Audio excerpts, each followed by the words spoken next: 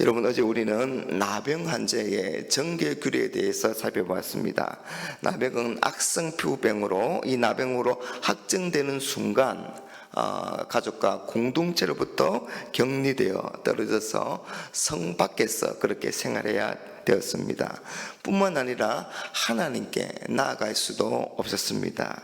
그런데 이런 나병이 나왔을 때 이 정결 규례를 통해서 나병 환자는 다시 공동체 안으로 들어갈 수 있게 되었고, 또한 하나님께도 나아갈 수 있게 됩니다. 하나님은 정결 규례를 통해서 나병 환자를 회복시켜 주셨습니다.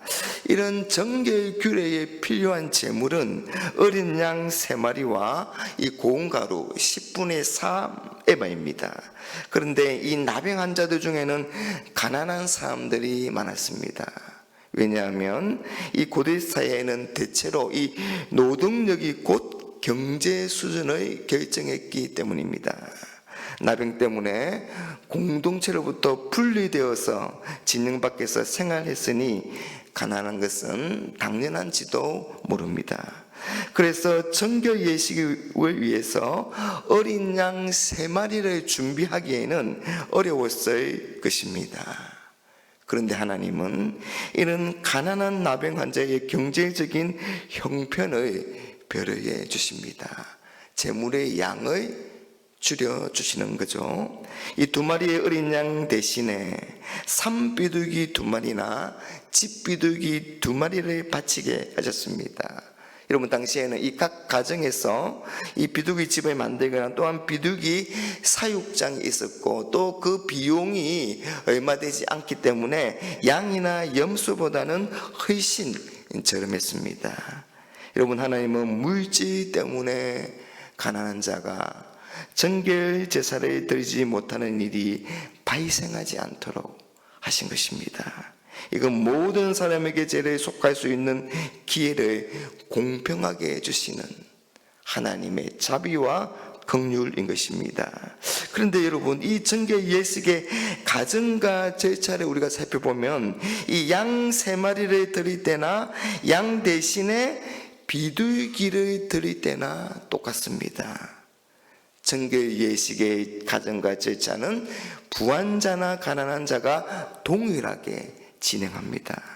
제물이 다르다고 이 정결 예식을 하나도 생략하지 않고 똑같이 하라, 그렇게 말씀하십니다. 여러분, 우리 생각에는 이 가난한 자도 일반 사람과 똑같으니 앞에서와 같이 하라, 그렇게 간단하게 말씀하실 것 같은데 그렇게 하시지 않고 그 설명까지도 세세하게 똑같다는 것을 우리가 알 수가 있습니다. 여러분, 번거로울 정도로 똑같이 반복하여 설명하고 기록하고 있습니다. 여러분, 이게 하나님이 우리를 대하시는 방식인 것입니다. 여러분, 하나님 앞에서는 부한자나 가난한 자 모두 똑같은 생명으로 똑같이 귀하고 모두 다 평등합니다. 여러분, 세상은 사람들에게 등수를 부여하고 그래서 차별 대우를 합니다. 그래서 어떤 신분인가에 따라서, 또 가진 것이 얼마나 되는가에 따라서, 성별에 따라서, 대학도 인서울이냐 그렇지 않느냐에 따라서 사람을 위로 아래로 그렇게 나눕니다. 그런 하나님은 사람을 외모로 취하지 아니하십니다. 그래서 부한자나 가난한 자 모두에게 은혜를 베푸셔서 일상과 예배를 회복하게 하시는 것입니다. 여러분, 우리가 믿고 섬기는 하나님이 이래서 더욱 좋습니다. 하나님은 전능하신, 그런 능력이 많으신 그런 하나님이실 뿐만 아니라 또 모든 사람을 사랑하시는, 그래서 공평한 기회를 주시는, 그래서 차별 없이 우리를 대하시는 그런 좋으신 분이십니다. 모든 사람의 형편에 관계없이 동일하게 사랑하시며 또한 그 형편을 배려해 주십니다. 이렇게 우리를 인격적으로 대우해 주십니다. 사랑하는 여러분, 속죄의 은혜에는 차별이 없습니다. 구원은 돈으로 사는 것이 아닙니다. 오직 예수 그리스도의 보혈의 공로로 누구나 그리스도를 믿으면 속죄함을 받는 것입니다. 여러분, 우리가 죄를 용서받고 거룩한 하나님의 백성이 된 것은 오직 하나님의 은혜인 것입니다. 하나님의 은혜 덕분인 것입니다.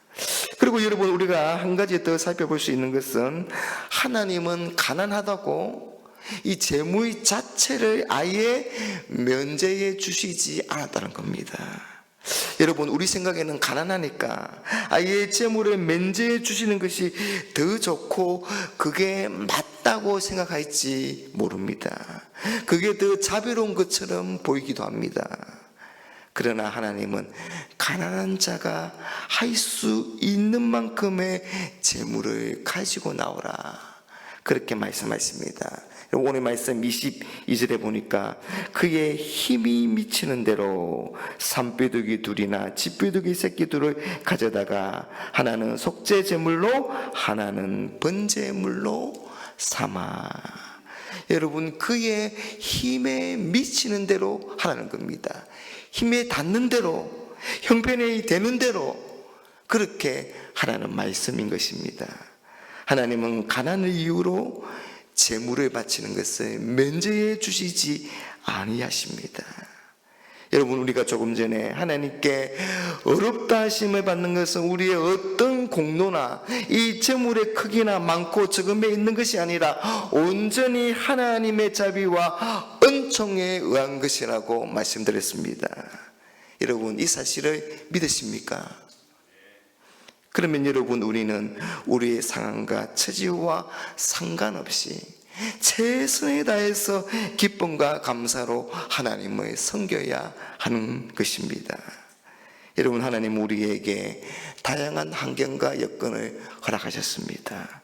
문화와 인종, 언어와 외모, 경제적인 여건까지 정말 다양한 상황이 존재합니다. 하나님은 이런 상황을 다 아시고 이해하시는 분이십니다. 그래서 우리는 자신에게 주어진 형편에 따라 하나님께 나아갈 수 있는 겁니다. 여러분, 우리는 종종 지금보다 조금만 더 상황이 좋아지면, 조금만 더 좋아지면 교회 예배나 봉사에 나갈 수 있을 것이라 그렇게 말해야 합니다. 그러나 여러분, 하나님은 우리가 지금 현재 처한 상황에서 최선의 모습으로 힘에 미치는 대로 하나님을 예배하고 섬기기를 원하시는 겁니다. 예수님은 한가난한 과부가 드린 이 두 렙돈의 헌금을 칭찬하셨습니다. 가난한 과부의 헌금이 어떤 부자의 헌금보다 더 많다고 하셨습니다. 여러분, 하나님은 비록 어려운 형편으로 다른 사람들보다 적은 시간과 적은 재물을 드린다 할지라도 그 안에 담긴 정성과 간절한 마음이 있다면 그것을 똑같이 기쁘게 받아주시는 겁니다. 사랑하는 여러분, 하나님 우리 각자에게 허락하신 그런 상황 속에서 언제나 최선의 것으로 하나님을 진실하게 사랑하며 감사함으로, 간절함으로 하나님께 나아가서 하나님을 기쁘시게 하는 그런 저와 여러분들이 다 되시기를 주님의 이름으로 축복합니다.